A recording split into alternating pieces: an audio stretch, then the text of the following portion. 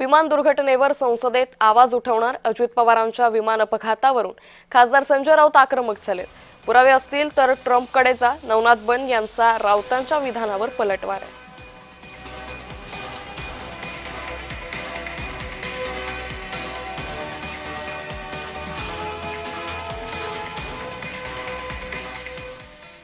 उनकी मौत जो है वो रहस्य में, कुछ तो हुआ है पर्दे के पीछे।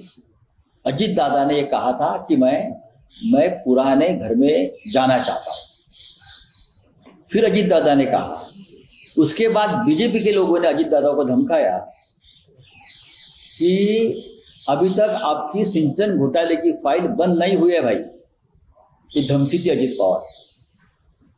फिर अजीत पवार ने जवाब दिया, मेरी बात छोड़ दीजिए, आपके सिंचन घोटाले की फाइल मेरे पास है।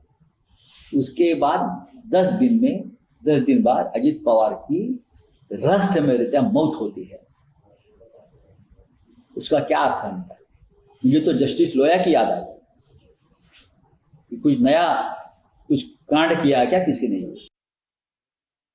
खरं तर त्या विमानात भारतीय जनता पार्टीच्या भ्रष्टाचाराची फाईल असेल तर संजय राऊतांनीच दावा केलाय की ती फाईल जळाली नाही, त्या फाईलचे कागदपत्र सुरक्षित आहेत। माझी संजय राऊतांना विनंती आहे की आपण तिथं जाऊन ती सगळी कागदपत्र जमा करा किंवा ज्यांनी कोणी जमा केली असतील त्यांच्याकडनं स्वतःच्या ताब्यात घ्या।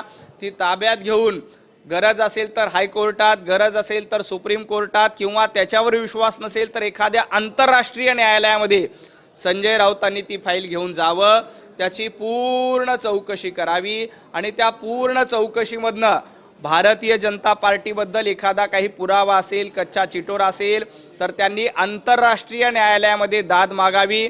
गरज असेल तर ट्रम्प यांच्याकडे जावं किंवा आणखी कोणाकडे तरी जावं।